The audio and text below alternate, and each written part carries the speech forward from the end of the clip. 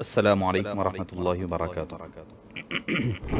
الحمد للہ رب العالمین والصلاة والسلام علی اشرف الانبیاء والمرسلین نبینا وقدوتنا محمد الامین علیہ الصلاة والتسلیم وعلی آلہ وصحبہ البررۃ اجمعین والحمد للہ رب العالمین۔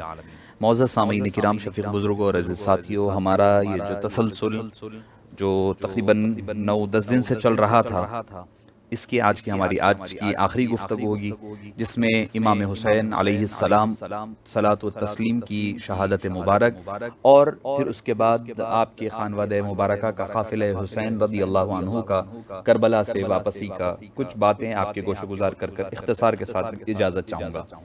معزز سامعین کرام، کل کی گفتگو میں ہم یہ بات سن چکے تھے کہ حضرت عباس علمدار، حضرت علی اکبر، حضرت علی اصغر، حضرت حسن بن قاسم، حضرت حبیب مظاہر اور جتنے خانوادے کے باقی تمام حضرات تھے، وہ یکے بعد دیگرے اپنی اپنی قربانیاں پیش کرنے لگے، اور حضرت امام زین العابدین جو علی اوسط یا پھر سجاد کے نام سے جانے جاتے ہیں نے والد گرامی کو جب دیکھا، کیونکہ جب سارا خانوادہ ختم ہو گیا تو وہاں سے باہر سے للکار آئی، شمر نے للکار اور آواز لگائی کہ اے امام حسین آگے بڑھو، اب کس کا انتظار ہے، اور اب آپ کے لیے جان ضائع کرنے والا کوئی باقی تو نہیں رہ گیا ہے، اب سہارے نہ تلاش کرو اور میدان میں نکل آؤ۔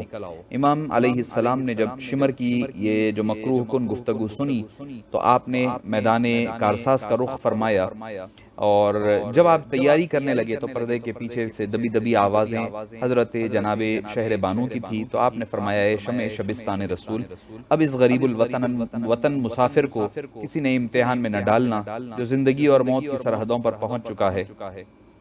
آپ نے فرمایا کہ میں تم سب کو خدا کے سپرد کرتا ہوں، میری صرف چند سانسیں بچی ہے، باقی ہے، مجھے یقین دلا دو کہ میرے بعد تم لوگ پورے صبر اور استقامت کا ثبوت دو گے، کوئی آہو بکا نہ کرو گے، چیخ پکار نہ کرو گے، ماتم اور واویلا نہ کرو گے، صبر کے ساتھ، استقامت کے ساتھ میں نے یہ جو صبر کیا ہے اب اس کا پیکر اصل تم کو بننا ہوگا۔ اور اس کے بعد آپ جب جانے کی تیاری کرنے لگے تو حضرت امام زین العابدین نے اجازت چاہی کہ اے ابا جان مجھے اجازت دیجئے تاکہ میں آپ سے پہلے جا کر کے اپنی جان کا نذرانہ پیش کر سکوں۔ جب حضرت بیمار، یہ تو پہلے سے ہی بیمار بھی تھے، علیل بھی تھے، سخت بخار تھا، اور جب یہ بات سنی حضرت امام حسین نے تو آپ کا خون مچل گیا۔ آپ نے آپ پکار اٹھے کہ بھئی اے میرے بیٹے بیٹھ جاؤ، تمہیں میں ہرگز جانے نہیں دوں گا۔ یہ باپ بیٹے کی محبت کے علاوہ یہ تھا کہ امام زین العابدین کو اب سلسلہ حسنی حسینی جو چلنا تھا اب یہی آخری چراغ تھا۔ معزز سامعین کرام، اب نسل شبیر چلانے کے لیے اب ان کو زندہ رہنا ضروری تھا، اولاد مصطفیٰ کو قائم رکھنے کے لیے، خاندان نبوت کی بقا کے لیے، پردہ نشینوں کی حفاظت کے لیے، شہیدوں کی لاشوں کے ٹکڑوں کو جمع کرنے اور ان کو دفنانے کے لیے، ہاتھوں میں بیڑیاں اور پاؤں میں زنجیریاں پہننے کے لیے، یہ سارے ابھی امتحان باقی تھے۔ آپ نے فرمایا کہ امتحانوں کا اختتام یہاں نہیں ہے، بلکہ یہاں تک ہمارا امتحان تھا جو اب یہاں ختم ہوگا، اب یہاں سے جو ہوگا وہ تمہارا امتحان ہوگا۔ تو آپ نے فرمایا، آپ نے تسلی دی اور ان کو اپنے بہنوں کی ازواج جتنی والدات تھیں آپ کی، وہ اور حضرت زینب پھوپھی جان وغیرہ سب کے بارے میں آپ نے ارشادات اور نصیحتیں فرمائی، اور آپ شدت سے رونے لگے، اپنی بیماری پر رونا آ گیا کہ اپنی بے بسی پر آ گیا کہیں کہ خون کے آنسو گرتے جا رہے تھے۔ آپ بیمار کے سر پر ہاتھ پھیرتے ہوئے اٹھے، مڑ کر دیکھا تو وہاں کچھ اور ہی منظر تھا۔ بیبیوں کی حالت زار تھی، سیدہ زینب کے سر سے چادر اتری ہوئی ہے، بال بکھرے ہوئے ہیں، نظر پتھرائی ہوئی ہے، آنسوؤں کے موٹے موٹے قطرات پلکوں پر بہے جا رہے ہیں۔ حضرت شہر بانو کا رنگ اس طرح زرد ہو چکا جس طرح خون کا ایک قطرہ بھی موجود نہ ہو۔ ام لیلہ کے سامنے سکینہ بے ہوش پڑی ہے، اپنے سرتاج کو دیکھ دیکھ کر وہ روتی جا رہی ہے۔ امام عالی مقام سے اتنی زیادہ محو گفتگو تھے کہ اپنے پیچھے برپا ہونے والی قیامت کو نہ دیکھ سکے۔ آپ نے جب بازو پلٹے تو کیا دیکھتے ہیں کہ امام عالی مقام نے جب دیکھا صابروں کا امام بھی یہ منظر دیکھ کر تڑپ گیا، حوصلہ کر کے آگے بڑھ کر اپنی بہن کے سر سے گری ہوئی چادر کو برابر کیا، سکینہ کو گود میں لیا جو علی اکبر کے خون میں رنگی ہوئی لتھڑے سے سکینہ کے چہرے کو اپنے امامے کو صاف کیا، اور پھر ادھر سے آواز آنے لگی کہ اے سکینہ ہوش میں آ جاؤ، بابا کی آخری زیارت کر لو، پھر ساری عمر تمہیں بابا کی مبارک چہرے کو دیکھنا ترس جاؤ گی۔ بیٹی سکینہ اٹھو، جلدی کرو، آخری ملاقات کر لو، یہ علی اکبر کے پاس جانے والے ہیں۔ علی اصغر کے پاس تشریف لے جانے والی ہے۔ بیٹی نے جب یہ گفتگو سنی تو فوری اٹھ پڑی، معصومہ نے آنکھیں کھولی، خود کو بابا کی گود میں دیکھا تو لپٹ گئی۔ 3 دن کی پیاسی بچی، 3 دن کے پیار سے بپا باپ کے پیاسے باپ سے مل رہی ہے۔ بابا کی گود میں کچھ سکون ملا تو بچی پھوٹ پھوٹ کر رونے لگی، عرض کرنے لگی کہ آپ نے فرمایا کہ بیٹی صبر کرو، صابروں کی اولاد ہو، تمہیں تو اور مشکلات سے گزرنا ہوگا۔ میرے دشمن مجھے بلا رہے ہیں، مجھے جانے کی اجازت دو۔ امام علی مقام کو صبر کی تلقین، سب کو صبر کی تلقین فرمائی، لیکن آپ کے اندر کے سینے کے غم کا آپ اندازہ لگائیے۔ ہزاروں طوفان اٹھے ہوئے ہیں، جس کو اپنے قوت صبر سے دبا رکھا ہے، چلا کرتی ہے ان کے دل میں لاکھوں آندھیاں غم کی، بظاہر جن کے چہروں پر غبار غم نہیں ہوتا۔ سکینہ اب داغ یتیمی کو سر پر دیکھا تو فریاد کرنے لگی، ابا جان۔ بابا کے پیروں سے لپٹ گئی اور ہاتھ جوڑ کر عرض کرنے لگی، بابا سارا گھر اجڑ چکا ہے، اب آپ تو نہ جائیے، آپ کے بغیر ہم مر جائیں گے بابا جان، نہ جائیے میرے ابا جان، آپ چلے گئے تو میں بابا کس کو کہوں گی، مجھے بیٹی کون پکارے گا، مجھے اپنا ڈھال بنا لو بابا جان۔ آپ پر چلنے والی تلوار پہلے سکینہ پر چلے گی۔ بچی کی فریاد سنی تو امام علی مقام کا دل بھر آیا، اب یہی تو اب چیز تھی، اب آگے بڑھنے کے لیے ادھر سے یزیدی لشکر بار بار بلا رہا ہے، ادھر کا گھر کا عالم، خیمے کا عالم بہت برا ہے۔ آخری بار ہمشیرہ سے بس چراتی ہوئی نظروں سے نظریں ملائی، نظارہ کیا اور نظریں جھکا لی، ایک محبت بری نظر حضرت شہر بانو ام لیلہ کی طرف ڈالی، بس نظروں ہی نظروں سے سلام میں وداعی کیا۔ امام مظلوم خیمے سے نکلنے لگے تو جناب زینب کی حالت بدل گئی، وہ غم میں ڈوبی ہوئی امام مظلوم کی ہمشیرہ پر کیا گزر رہی ہوگی۔ جب آپ آئی تو جب دیکھا کہ اب جب اپنی بہن کا فریضہ بھی تو انجام دینا ہے، پھر آپ نے تشریف لائی، فرمایا کہ مجھے اپنا فریضہ پورا کرنے دو، تب میدان میں جانا۔ آپ نے حضور اکرم کا امامہ اپنے دوپٹے سے صاف کر کے بھائی کے سر پر رکھا۔ آپ نے بنت رسول نے حضرت جعفر طیار کا نیزہ عطا فرمایا تو سید الشہداء امیر حمزہ کی ڈھال پشت پر سجائی، امام حسن کا زرہ پہنایا اور ذوالفقار حیدری تھمائی، تہما کر کے فرمایا، اے ناموس رسالت کے محافظ، باہر چلو کہ میں آپ کی رکاب تھام کر تھوڑا سوار تو ہو جاؤں، تاکہ کل نانا جان کو بتا سکوں کہ اے نانا جان، میں نے اپنے حصے کے جو 2 پھول تھے وہ تو نچھاور کر دیے، مگر کم سے کم اپنے بھائی کی رکاب تھام کر کے میں نے میدان کارساز میں ان کو چھوڑا ہے، اور جب بھی میں جانے لگتی میرے ابا جان کو جنگ میں جاتے ان کی رکابیں بھائی حسن اور آپ تھاما کرتے تھے، آج وہ دونوں نہیں ہیں تو میں آپ کو آگے لے جا کر کے چھوڑنا چاہ رہی ہوں۔ پھر آپ جب باہر نکل آئے تو گھوڑے پر سوار ہو گئے، آپ نے دیکھا کہ گھوڑا آگے بڑھنے کے لیے نہیں جا رہا ہے۔ معزز سامعین کرام، یہ کوئی شیعوں کی روایات نہیں ہے، یہ حقیقت بر مبنی حالات ہے جو ہم نے میدان کربلا کی تواریخ حقیقی میں پڑھی ہے۔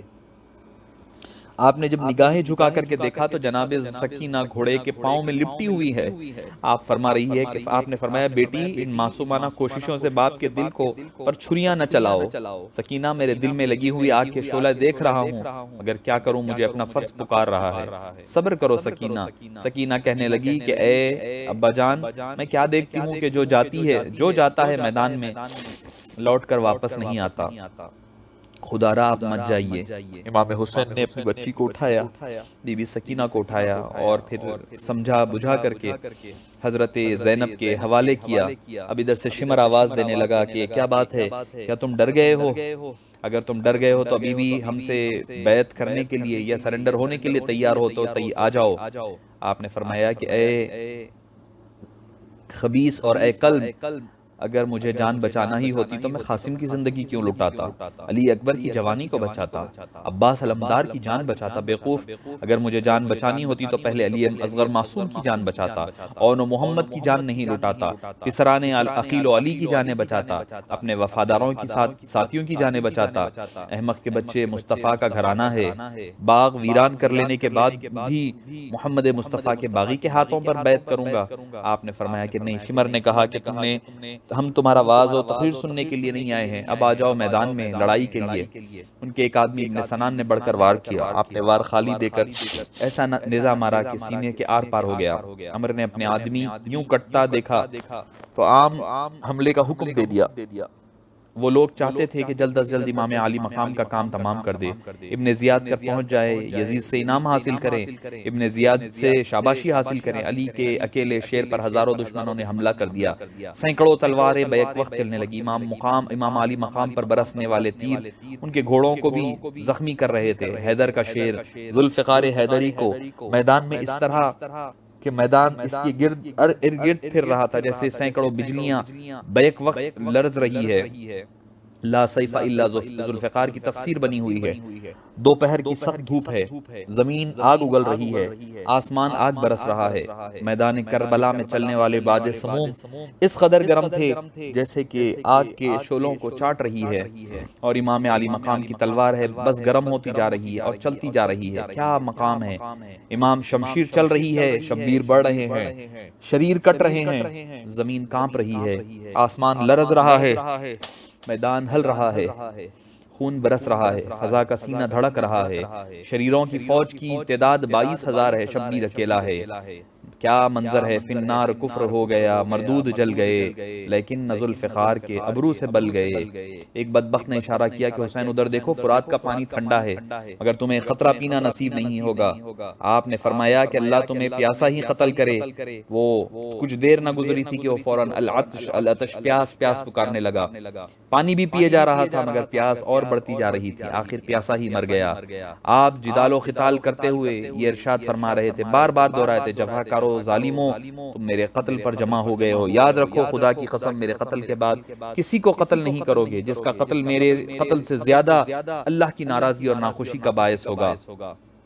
آپ ایک دفعہ زبردست جدال کرتے ہوئے ساحل فرات پر پہنچ گئے، مگر پانی پینا تو کس کو تھا؟ اگر پانی پینا ہوتا، پانی تو پینا ہی نہیں تھا۔ علی اصغر کے پیاسے چلے جانے کے بعد اب پانی کیا تھا؟ علی اکبر کے پیاسے، امام زین العابدین، سکینہ، سب گھرانے کو پیاسا چھوڑ کر آپ کون سا پانی پینے لگیں گے؟ آپ کربلائے اس بلائے عظیم کو برداشت کر کے ہی تو تکمیل ذبح عظیم ہونا تھا۔ ایک جنوں کا سردار جس کا نام تھا جعفر، جو حضرت علی مرتضیٰ رضی اللہ عنہ کے ہاتھوں پر اسلام لایا تھا، اس نے خود آ کر درخواست کی، حضور والا میں دیکھ رہا ہوں کہ آپ کے ساتھی کی تعداد خلیل ہے، ختم ہو رہی ہے، آپ مجھے حکم فرمائیے کہ میں آپ کے دشمنوں کو چند لمحوں میں تہس نہس کر رکھ دوں گا۔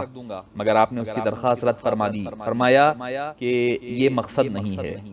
آپ وہ تو جن دور کی بات ہے، آپ نے فرمایا میں چاہوں اشارہ کر دوں تو فوج جو یزید ملیا میٹ ہو جاتی، مگر آپ کو تو امتحان دینا مقصود ہے۔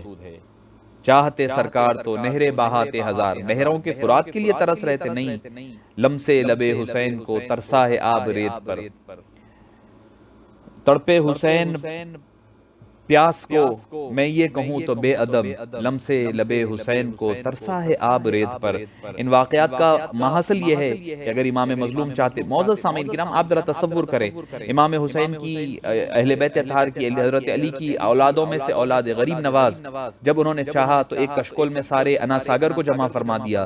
تو جب یہ پوتروں کی، نواسوں کا یہ حال ہے، یہ کمال ہے، آنکھوں کا عالم کیا ہوگا؟ وہ تو بس صبر و رضا استقامت کی منزل پر تھے۔ آپ تو چاہتے تھے تلوار بھی چلے، آپ کو ذبح عظیم ملنا تھا، اور وہ در حقیقت مصطفیٰ جان رحمت صلی اللہ علیہ وسلم کی شہادت کا تتمہ تھا۔ امام مظلوم کو جیسے جیسے بے گناہ شہیدوں کی یاد آتی، آپ کا پیکر جلال و جبروت بنتے جاتا، آپ کا چہرہ کبھی رخ والضحیٰ کا عکس جمیل بن رہا تھا، کبھی واللیل اذا سجا بن رہا تھا، کبھی والشمس وضحاہا کا منظر بن کر کے ان کے اوپر قہر ڈھالے جا رہا تھا۔ بجلی سے جو گر کر وہ صف جنگ سے نکلی، فریاد کی آواز دل سنگ سے نکلی۔ اب جس طرف امام حسین جا رہے تھے ذوالفقار چلی جا رہی تھی، اب تیر برس رہے ہیں، تلواریں برس رہی ہیں، مگر امام حسین چلے جا رہے ہیں۔ جب عمر بن سعد نے برابر اپنے ساتھیوں کو مرتا دیکھا تو غیرت دلانے لگا۔ سپاہ یزید آگے بڑھ بڑھ کر حملے کر رہے تھے۔ محمد کا نواسا 3 دن کا پیاسا اپنی فرائض پورا کر رہا ہے، ذوالفقار حیدری کی عصمت کا تحفظ کر رہا ہے، اور ذبح عظیم کی تکمیل کا وقت اب قریب ہوتے جا رہا ہے۔ امام مظلوم کے جسموں پر تیروں کے تیر ہے، تلواریں، نیزے، برچھیوں کے بے شمار زخم ہے، زخموں سے خون بہہ بہہ کر فاطمہ کے لال کا لباس سرخ سرخ ہو چکا ہے، تصویر مصطفیٰ کے ساتھ ساتھ خبائے مصطفیٰ بھی تار تار ہو چکی ہے، بے چین روح سید لولاک ہو گئی، تیغوں سے مصطفیٰ کی خبا چاک ہو گئی، گھوڑوں کی زین بھی خون حسین سے رنگین ہو چکی ہے، اور گھوڑا بھی گردن سے لے کر پاؤں تک تیروں تلواروں سے چھنی ہو چکا ہے، مگر شبیر کا وفادار ہے، وہ گھوڑا بھی ساتھ نہیں چھوڑ رہا ہے، ورنہ تو گھوڑے کو ایک تیر لگ جائے وہ بدک کر چلا جاتا ہے، اب یہ گھوڑا بھی اہل بیت اطہار کے گھرانے کا ساتھ دے رہا ہے۔ سوار کون ہے؟ کبھی وہی تو سواری مصطفیٰ جان رحمت بنا کرتے، سوار امام حسین ہوتے، اب سوار وہ گھوڑا سواری بن کر کے مصطفیٰ جان رحمت صلی اللہ علیہ وسلم کی سنت ادا کر رہا ہے۔ دستار اقدس پر ریت کی تہ جمی ہوئی ہے، ریش مبارک کے بال بکھرے ہوئے اور غبار آلود ہے، امتحان کا وقت آ چکا ہے۔ امام الانبیاء حضور اکرم صلی اللہ علیہ وسلم، سیدہ کائنات، مولا مشکل کشا امام حسن صبح سے ہی امام حسین کے امتحان ملاحظہ فرما رہے ہیں۔ خون کا شیشہ امام علی مقام حضرت سید الانبیاء ہاتھ میں لیے ہوئے نواسوں کے مقدس خون کو جمع کر رہے ہیں، تاکہ کل قیامت کے دن اللہ کو بتا سکے کہ آپ کی امت نے، میری امت نے میرے نواسوں کے ساتھ یہ معاملہ کیا۔ حوریں صف بصف ہو کر فاطمہ کے لال کے استقبال کے لیے اب تیار ہو چکی ہیں۔ جبریل ہاتھوں میں ذبح عظیم کی سند لیے ہوئے بڑی شدت سے انتظار کر رہے ہیں کہ وارث سے ذبح عظیم آ جائے تو یہ تحفہ انہیں پیش کر دوں۔ ایک ملعون مردود آگے بڑھ کر تیر امام علی مقام کے حلق میں پیوست ہو جاتا ہے، حلقوں میں خون سے حسین سے خون کا فوارہ ابل پڑا، آپ نے دست اقدس آگے بڑھا دیے اور خون کو چلو میں لے کر آسمان کی طرف اچھال دیا۔ امین صادق پورے خلوص کے ساتھ اپنی جان کی امانت بھی اللہ کی خدمت میں پیش کر رہے ہیں، بتا رہے ہیں کہ اے باری تعالیٰ، ایک خون کا خطرہ تیری جان میں راہ میری نچھاور کر رہا ہوں۔ نانا جان نے بھی اپنے عظیم ذبیحے کو خون کو شیشی میں ڈال لیا، اب نواسے کے آخری سجدے کا انتظار ہے۔ خون امام حسین کی طرف اچھلا تو فرشتوں نے اٹھا کر افق پر پھینک دیا، اور پھر وہ خون مقدس افق سے شفق بن کر ابھرا، جو قیامت تک شفق کی سرخی بن کر کے نمودار ہوتا رہے گا۔ گرم معزز سامعین کرام، آپ کو اس دردناک حالت میں دیکھا تو شمر نے خیموں کو لوٹنے کا ارادہ فرمایا۔ امام علی مقام نے فرمایا، ظالموں، بے غیرتی کی یہ انتہا نہ کرو، ناموس مصطفیٰ کو لوٹنا چاہتے ہو؟ پھر وہ رک گئے۔ امام علی مقام کے حلق کا خون منہ کے راستے سے جاری ہے، اور اسی حالت میں زرعہ بن شریک ملعون نے آپ کے بائیں جانب جو حملہ کیا تو معزز سامعین کرام، امام علی مقام کا بایاں بازو لٹک رہا تھا اور دائیں بازو میں تلوار لگی ہوئی تھی۔ سنان بن انس مردود ملعون نے آپ کے سینے اقدس پر نیزے کا وار کر دیا اور نیزہ سینے کے پار ہو گیا۔ امام مظلوم حق جہاد ادا کر چکے، سارا جسم ماہ انور سے بدل کر گلاب کا پھول بن چکا تھا، دیدار الہی کا وقت قریب آ چکا تھا۔ سنان بن انس حرامی نے سینے منور پر کبا ہوا نیزہ کھینچا تو قرآن رحل زین سے نیچے گر پڑا، فاطمہ کا لال گرم ریت میں مل گیا۔ حال یہ تھا کہ تیغوں سے بند جدا تھا جناب کا، شیرازہ کھل گیا تھا خدا کی کتاب کا۔ حضرت زینب نے بھائی کو گھوڑے سے گرتے دیکھا تو بےتاب ہو کر خیموں سے نکل آئی، فریاد کرتی ہوئی دوڑتی ہوئی مظلوم بھائی کی طرف بڑھنے لگی اور عرض کرنے لگی کہ امام علی مقام گھوڑے سے کیا گرتے ہیں کہ انسانیت سنبھل گئی۔ آپ بظاہر گھوڑے سے گرے ہیں مگر دین مصطفی سنبھل چکی ہے۔ فاطمہ کا لال خون میں ڈوب گیا تو اسلام کی ڈوبی ہوئی کشتی کو کنارے لگا چکا تھا۔ امام مظلوم کیا گرے، کفر کی دیوار کو لرزہ آ گیا، جبر و تشدد کے محلات پر لرزہ طاری ہو گیا۔ خون حسین کی سرخ لکیر نے حق و باطل کی حدوں میں امتیاز کر دیا۔ معزز سامعین کرام، قرآن ناطق گر پڑا تھا اور شمر نے گردن پر پاؤں رکھا ہوا ہے۔ سنان بن انس شور مچا رہا ہے کہ اس کا گلا کاٹ دو، نعوذ باللہ من ذالک، انا للہ و انا الیہ راجعون۔ آپ الٹا ہونے کے لیے زور لگا رہے ہیں، آخری سجدہ کرنے کے لیے آخری قوت صرف کر رہے ہیں۔ آپ نے کہا کہ شمر میری گردن سے پاؤں اٹھا لے تاکہ میں اپنے رب کے حضور میں آخری سجدہ کر لوں۔ پھر آپ نے اس حالت میں زور ید اللہ سے اپنا رخ بدل کر سجدے میں آگے گر گئے۔ اسلام کے دامن میں بس دو ہی تو چیزیں ہیں، ایک ضرب ید اللہ، ایک سجدہ شبیری۔ علامہ اقبال نے خود کہا ہے، یہی سجدہ نیاز تھا جس نے انسان کو کرمنا بنی آدمہ کا تاج پہنایا تھا۔ معزز سامعین کرام، سنان بن انس نے اس سر انور کو جسم سے جدا کر دیا جس کے جو بوسے حضور دیا کرتے۔ اب حضرت امام حسین رضی اللہ عنہ وارضاہ اس مقام منصب پر پہنچ گئے۔ یزید کے خونخوار کتوں نے امام علی مقام کا سر قلم کیا، پوری انسانیت کا سر امخر کر دیا۔ اب اس کے بعد یہیں پر انہوں نے نہیں رکا، آپ کا سر مبارک کو نیزے پر چڑھا دیا، اور یزیدیوں نے راکب دوش رسول کے لاش اقدس پر گھوڑے دوڑانے شروع کر دیے۔ لعنت ہو خدا کی اور فرشتوں کی، ہر ساری انسانیت کی لعنت ہو ان بدبختوں پر۔ ابھی تو یہ ایک ایک کر کے سارا گلستان فاطمہ بکھر گیا تھا، ادھر یزیدی جشن منا رہے تھے، آفتاب کی تمازت بھی کم ہو رہی تھی، اور شام غریمہ بھی نزدیک آتی جا رہی تھی۔ آگ برسانے والی دھوپ بھی غم حسین میں افسردہ ہو چکی تھی۔ جناب زینب بھائی کے لاش کو کپڑے میں ڈھانپ کر واپس آ گئی، اور ازواج حسین کا حال کیا تھا وہ تو بیان کرنے سے خاصر تھے۔ ان کا سہاگ اجڑ چکا تھا، جن کی تمناؤں کا اور آرزوؤں خاک میں مل چکی تھی، جن کے سب کچھ لٹ چکا تھا، عصر کا وقت ہو چکا تھا۔ کوفیوں کے چند لٹیرے شمر کی معیت میں آگے بڑھے، اور تمام اہل بیت اطہار کے خیموں کی طرف بڑھنے لگے، اور آگے بڑھتے گئے اور خیموں کو آگ لگاتے گئے، اور انہوں نے کوشش کی اور ارادہ کیا امام زین العابدین کی شہادت شہید کرنے کا، تاکہ وہ تو چاہتے تھے کہ سارا گلستان ختم ہو جائے، مگر قربان جائیں بی بی زینب کے، آپ نے ڈھال بن کر کے روکا اور ان کو اس کام کرنے سے منع کیا۔ فاطمہ کے بیٹے کے دنیا کا مال و متاع سب کچھ لٹ چکا تھا، اس سے بڑھ کر اور داستاں کیا ہو سکتی ہے؟ کتنے بے حیا تھے وہ جو حسین کے بچی پر اٹھے، کتنے بے غیرت تھے وہ ہاتھ جو علی کی پوتی پر اٹھے، کتنا سنگ دل اور ملون تھا وہ شخص جس نے حضرت بی بی سکینہ پر تماچے رسید کیے۔ اب ایک بیمار کی باری تھی، امام زین العابدین کی طرف شمر نے بڑھنے کی کوشش کی تو سارے ٹھہر گئے خواتین، اور حضرت بی بی زینب رضی اللہ عنہا کا اب یہاں سے ان کا امتحان شروع ہو رہا ہے۔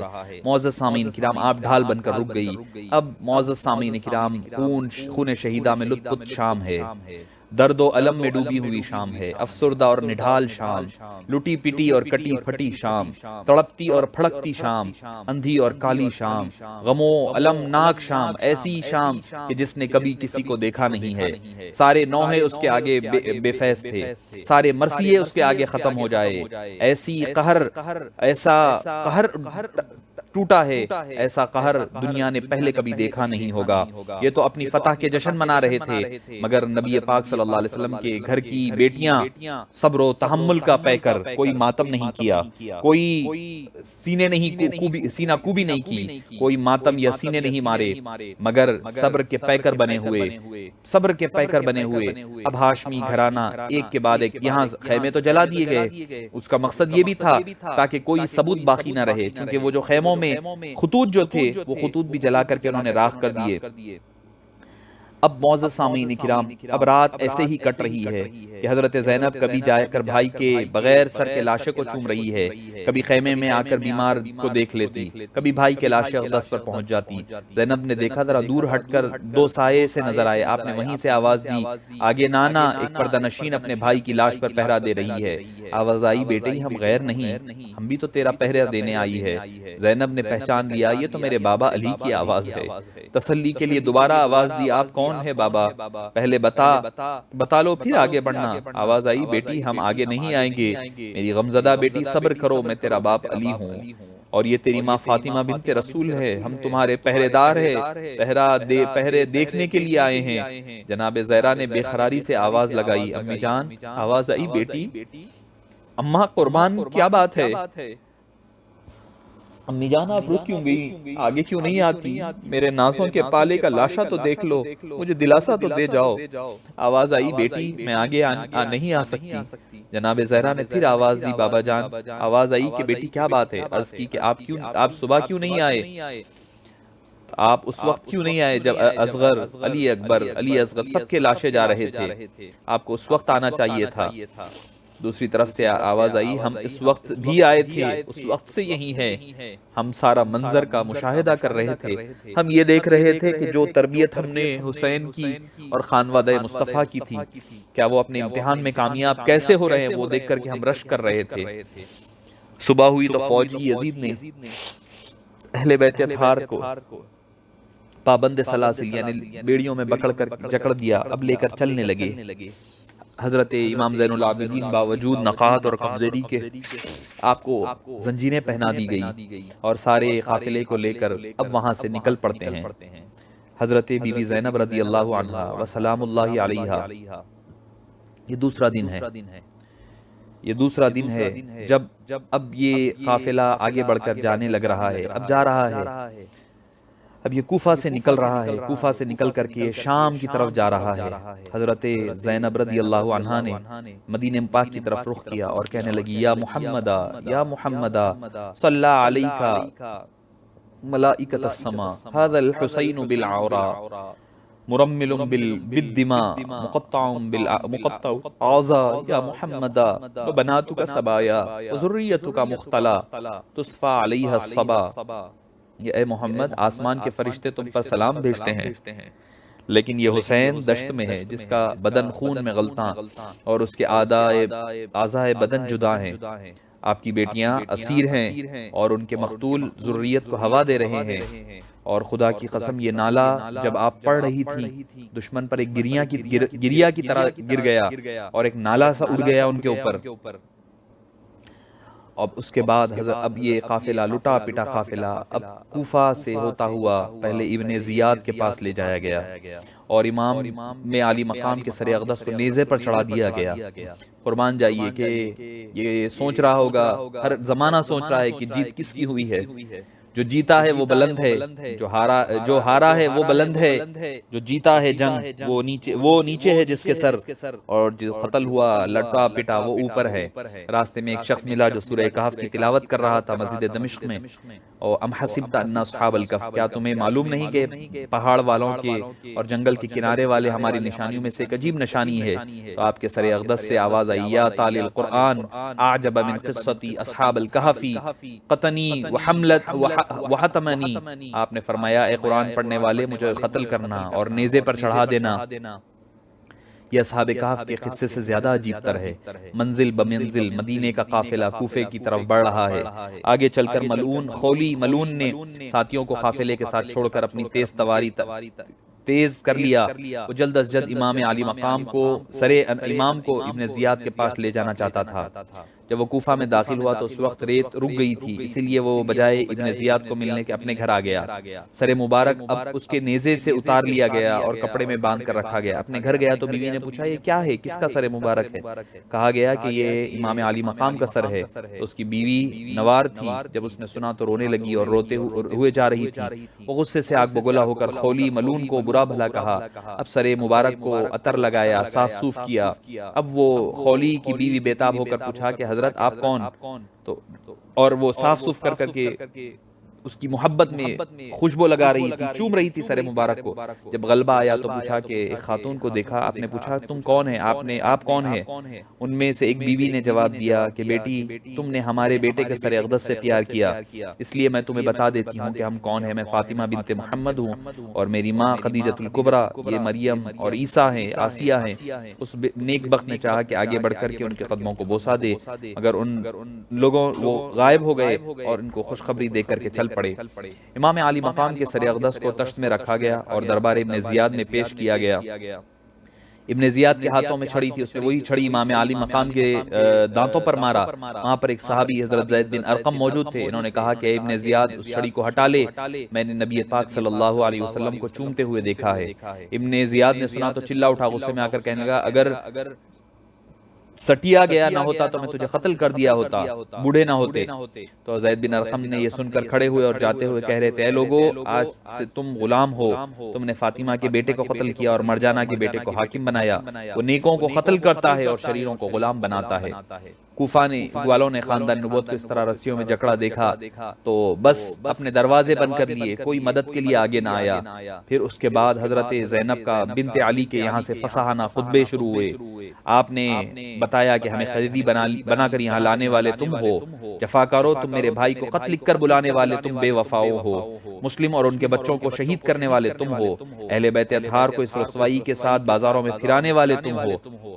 اور سارا کچھ انہوں نے، تم بکاؤ مال ہو، تم دولت کے پجاری ہو، تمہیں یزید کی دولت نے خرید لیا ہے، اور تم یزیدی مہر بن کر کے گلستان نبوت کو جاڑ رہے ہو، تمہارے یہ آنسو مگرمچھ کے آنسو ہیں، ہم ان سے متاثر ہونے والے نہیں ہیں، تم نے یزید ابن زیاد کو خوش کرنے کے لیے اللہ اور اللہ کے رسول کو ناخوش کیا۔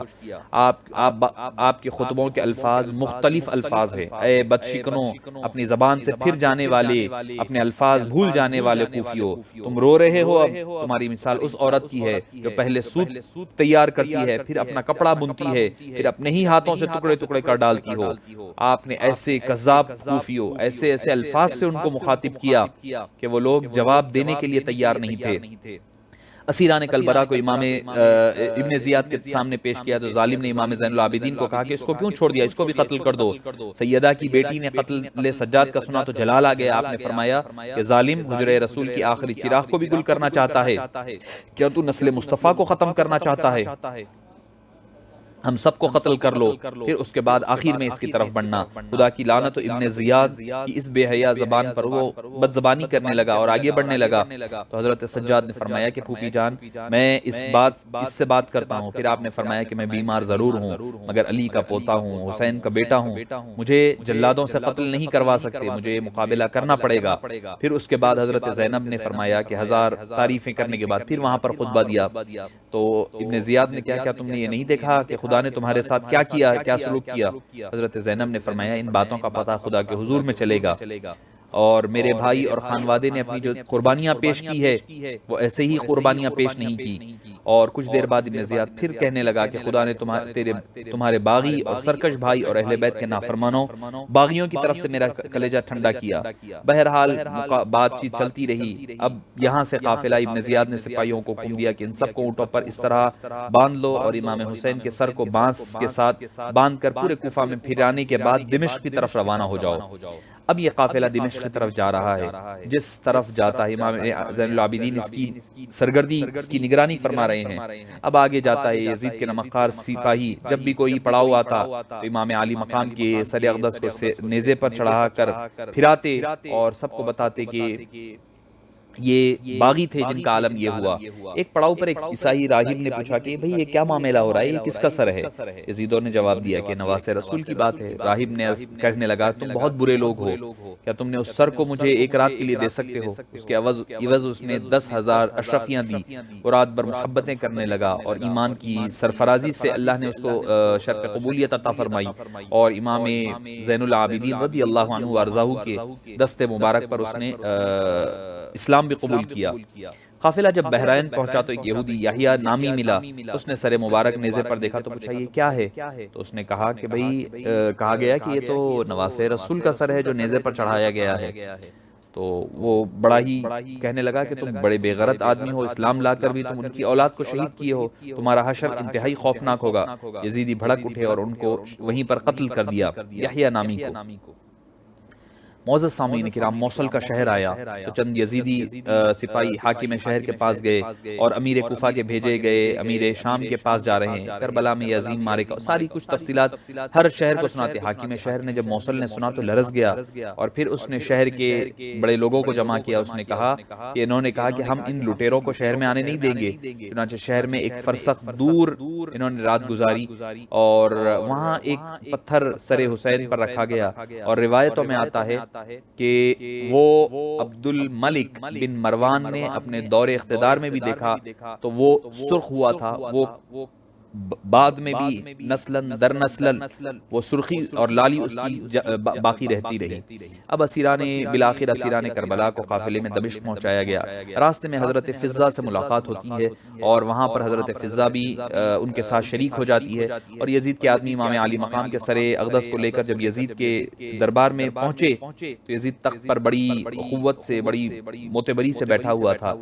زہر بن قیس آگے بڑھا، یزید نے پوچھا کیا خبر ہے؟ اس نے کہا سب ٹھیک ہے، حسین 18 اہل بیت کے ساتھ اور 60 کے قریب حمایتوں کے ساتھ آیا ہوا تھا. ہم نے اطاعت پر مجبور کیا لیکن اس نے انکار کیا. پھر ہم نے انہیں صبح ہوتے ہی اس حالت میں قتل کر دیا کہ ان کے ساتھی آگے آگے بھاگتے پھر رہے تھے اور چھپتے پھر رہے تھے. ان کی لاشیں چیلوں اور گدھ. اور وہاں پر معاملہ کیا ہوا؟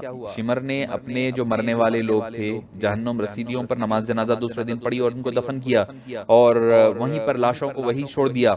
تو بعد میں جو اطراف کے قبیلے والے تھے وہ آئے اور 2 دن کے بعد انہوں نے اس کو ڈھانپ دیا اور اس کو دفن کیا. یزید نے سر امام کو دیکھا تو مکروہ چہرہ کھل گیا اور پھر اس نے قیدی درباریوں میں حاضر کرنے کا حکم دیا. یزید کے درباریوں یہود کا ایک عالم تھا. وہ حضرت داؤد علیہ السلام کی 70ویں پشت میں تھا لیکن پھر بھی وہ کہتا ہے کہ میری قوم میری احترام آج بھی کرتی ہے جیسے کہ میں ان کا پیغمبر ہوں. اور برا بھلا کہنے لگا. یزید کے سامنے جب سارے یسیران اہل بیت آئے امام زین العابدین کو اس نے مخاطب ہو کر کہا کہ لڑکے تیرا کیا نام ہے؟ آپ نے فرمایا عابد ابن حسین. اس نے کہا کہ تیرے باپ نے میرا حق سلب کرنے کی کوشش کی, میرا رشتہ کاٹا, میری حکومت چھیننے کی کوشش کی.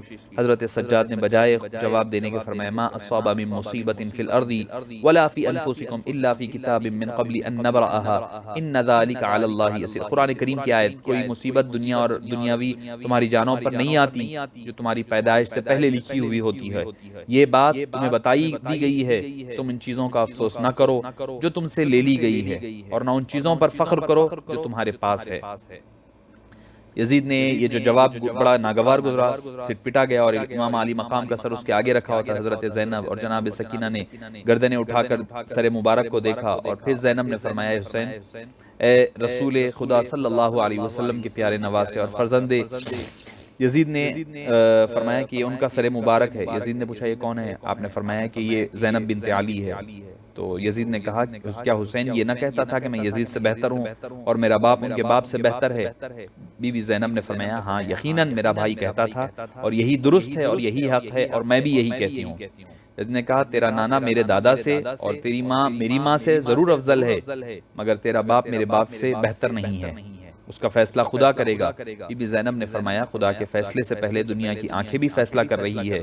یزید نے اور بھی بہت ساری باتیں ہوتی رہی, وہ بے ادبیاں کرتے رہا مگر جب دیکھا کہ لوگ جو ہے یہاں پر بھڑک رہے ہیں اور لوگ کچھ صحابہ بھی تھے وہ لوگ بھی اس کے خلاف ہونے لگے تو اس نے جب دیکھا کہ ماحول بدل رہا ہے اور اس نے یہ دیکھا کہ بھئی ہو سکتا ہے کہ ماحول بدل جائے گا اور لوگ کئی میرے خلاف ہو جائیں گے, مشتعل ہو جائیں گے, تو لہٰذا اس نے پھر معاملہ بدلنے کی کوشش کی اور وہ کہنے لگا کہ بھئی نہیں میں نے ابن زیاد کو یہ نہیں کہا تھا کہ قتل کرنے کا حکم میں نے نہیں دیا تھا, وہ تو اپنی طرف سے کر بیٹھا ہے, اپنی طرف سے کیا ہے.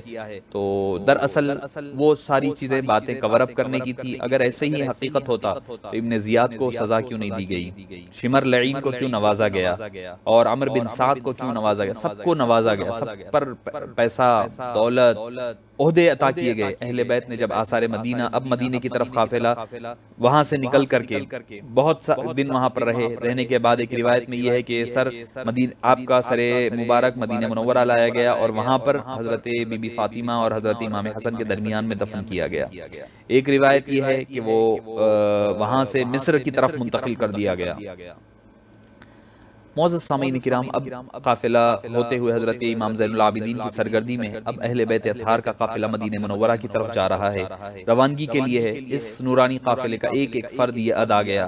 قافلہ سالار کا تصور سامنے آیا تو کلیجے منہ میں کلیجے آ گئے. اب یا رسول اللہ و محمد یا جدہ یا تاجدار مدینہ ہم لٹ گئے ہیں. سارا کچھ رودات جو ہے امام زین العابدین ہے, حضرت بی بی زینب ہے, سارا کچھ مقدس نانا کے دربار میں سنا رہے ہیں. سارے لوگ اپنے معروضے نبی کریم صلی اللہ علیہ وسلم کے دربار اقدس میں پیش کرنے لگے.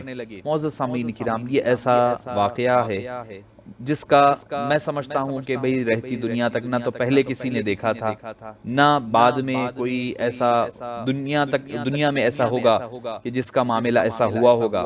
مگر آپ کو بات اپنی ختم کرنے سے پہلے عرض کر دوں قاتلان حسین کا انجام کیا ہوا. البدایہ والنہایہ میں الاستیعاب میں آتا ہے، حضرت ابن عباس فرماتے ہیں کہ میں نے دوپہر کے وقت خواب میں آپ صلی اللہ علیہ وسلم کو دیکھا، آپ کے پاس خون سے بھری ہوئی شیشی تھی، تو آپ نے پوچھا یہ کیا ہے؟ آپ نے فرمایا کہ یہ حسین کا خون ہے جو میں جمع کر رہا ہوں، جو اللہ کے دربار میں پیش کروں گا۔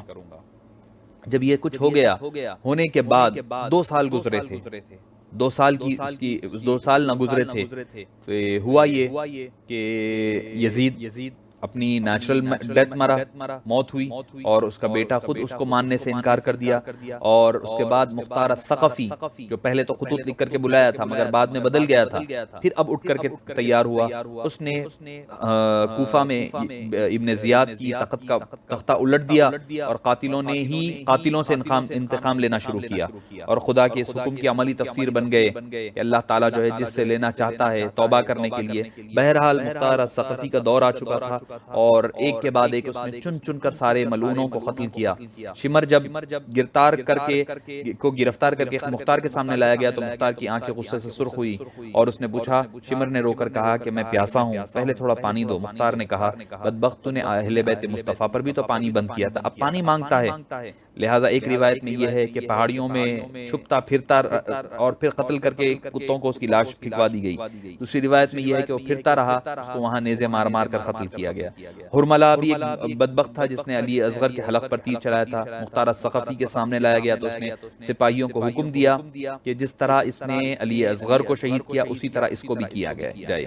خولی بن یزید کا بھی یہی معاملہ ہوا کہ جس نے پہلے سر شبیر کو نیزے پر چڑھایا تھا، یہ کہہ کر اس نے اپنا پہلا دانا ہاتھ کاٹا گیا، اس کا بھی دونوں ہاتھ کاٹے گئے، پیر کاٹے گئے، اس کے ساتھ بھی وہی معاملہ ہوا۔ مالک بن بشیر کا یہی حال ہوا، سنان بن انس کا یہی حال ہوا، ایک ایک کر کے حکم بن طفیل کا، ابن زیاد ملعون کا، یہ جتنے قاتلان حسین تھے ان کا ایک ایک کر کے یہی معاملہ ہوتا رہا۔ اور اس کے بعد جب مدینہ منورہ میں جب اطلاع ملی تو مدینہ منورہ کے لوگوں نے بیعت یزید کو توڑ دیا، جو پہلے کیے تھے رخصت اختیار کر کے ہوئے، اب پھر عظیمت کی منزل پر آ گئے۔ ان لوگوں نے، یزید کے جاسوسوں نے جب اسے حرمین شریفین میں بسنے والے لوگوں کی بیعت توڑنے کا اطلاع دی تو وہ فوری طور پر ولید کو معزول کر کے، ولید بن عقبہ کو، محمد بن عثمان کو مدینے کا گورنر بنا دیا، مگر لوگ بدستور یزید سے اظہار نفرت کرنے لگے۔ یزید وہی یزید تھا جو پہلے تھا، تو اب اس نے مدینہ منورہ پر چڑھائی کا حکم دیا، اور اس نے ہزاروں کا لشکر بھیج کر کے کہا کہ تمہارے لیے اجازت ہے کہ تم مدینہ منورہ پر چڑھائی کرو، اور اس نے مدینہ منورہ کے بارے میں کہا کہ 3 دن کے لیے تمہیں اجازت ہے۔ مسلم بن عقبہ کو لشکر جرار دے کر کے بھیجا، اب وہ حملہ کرے، اور اس کے بعد ہوا یہ کہ کئی صحابہ کرام، کئی لوگوں کو، غسیل الملائکہ حضرت حنظلہ کے صاحبزادے وہ شہید کیے گئے، کئی لوگوں کو شہید کیا گیا، کئی لوگوں، عورتوں خواتین کے ساتھ بدکاری کی گئی، اور کئی پاک باز عصمتوں کی عصمت دری کی گئی۔ حجرہ رسول کے باہر 70,000 ملائکہ ایک طرف درود و سلام کی ہدیے اور نذرانے پیش کرتے ہیں، دوسری طرف یزید کے بدماش اور ذلیل و خوار لوگوں نے بربریت کا، جس کو واقع حرہ کہا جاتا ہے، جس کا ہر ایک آپ کو سیر کی تاریخی کتابوں میں ملے گا کہ وہاں پر آپ صلی اللہ علیہ وسلم نے جس کے بارے میں مدینہ پاک کے بارے میں فرمایا کہ جو مدینہ منورہ کے بارے میں برائی کا ارادہ کرے تو اس کا ایمان ایسے ختم ہو جاتا ہے جیسے نمک کو پانی میں ڈالنے پر آدمی کا ایمان ختم ہو جاتا ہے۔ تو جب اس کے بعد وہاں نہیں ہوا تو پھر مکہ مکرمہ میں حضرت عبداللہ بن زبیر کی حکومت تھی، ان پر حملہ کرنے کے لیے آئے، اور منجیقوں میں رکھ کر کے آج کل کے دور کے میزائل کہہ لیں آپ، توپ کہہ لیں، توپ چلائے گئے، جس کی وجہ سے کعبہ کے غلاف جل گیا، اور خود کعبہ مبارکہ کی پتھر برسائے گئے، اور کعبے پر آگ لگ گئی، جس کی وجہ سے کعبہ مکرمہ بہت زیادہ متاثر ہوا اور نقصان پہنچا۔ تو اس کی وجہ سے پھر سے دوبارہ کعبہ مکرمہ کی تعمیر کی گئی۔ یہ 3 سالوں میں یہ 3 بڑے سانحے اس کے دور میں ہوئے، نواس رسول اور اہل بیت کی شہادت، شہر رسول کا لوٹا جانا اور اس کی بے حرمتی، اور مولود رسول اور کعبہ مکرمہ کی تنقیس اور اس کی بے حرمتی، غلاف مبارکہ کا جلایا جانا۔ تو یہ تھا 3 سال، لعنت اللہ و انصارہ و اعوانہ۔ تو معزز سامعین کرام، یہ دور مبارک تھا۔ اللہ پاک سے دعا ہے کہ اللہ تعالی ہمیں اور آپ کو، معزز سامعین کرام، امام عالی مقام کا مشن کیا ہے اور میسج کیا ہے ہمارے لیے؟ میسج یہ ہے کہ آدمی حق نہ صرف کہے بلکہ حق کے لیے ڈٹا رہے، حق بات کہے بھی، حق بات سنے بھی، اور حق کے لیے جتنا ہو سکے اس سے ڈٹا رہے۔ ایسا نہیں کہ ہم امام حسین رضی اللہ عنہ وارضاہ کا ذکر تو کرتے ہیں، مگر جب حقیقی زندگی میں ہوتا یہ ہے کہ ہم کردار تو نام تو حسینی لیتے ہیں مگر کردار ہمارا یزیدی ہو جاتا ہے۔ تو ایسا جب ہوگا تو پتہ چلے گا کہ ہم سچے وفادار نہیں ہے، اور صرف نام لینا صرف زبانی جمع خرچ کی حد تک محدود ہے۔ ایک تو آپ نے اپنا سر کٹانا گوارا کیا مگر باطل کے آگے سر جھکانا گوارا نہ کیا۔ دوسری چیز آپ نے یہ بتلایا کہ بھئی دین کے لیے اپنے سے جو ہو سکتا ہے وہ قربان کرنے کی کوشش کریں۔ تیسری چیز آپ نے نماز کی اہمیت کو ظاہر فرمایا کہ سر کٹتا ہے کٹ جائے، لیکن نماز اللہ کے آگے سر سجود ہونا یہ امام حسین رضی اللہ عنہ وارضاہ کا اہم ترین پیغام ہے۔ صلی اللہ تعالی وسلم علی خیر خلقہ ونور عرشہ سیدنا محمد وآلہ وصحبہ اجمعین۔ اللہ پاک سے دعا ہے کہ باری تعالی ہم کو اور آپ کو جو کچھ ہم نے کیا ہے عرض کرنے کی ٹوٹی پھوٹے اپنے معروضات پیش کرنے کی کوشش ہے، اللہ تعالیٰ اس کو بارگاہ عالی مقام میں قبول فرمائیں اور ہمیں عمل پیرا ہونے کی توفیق عطا فرمائیں۔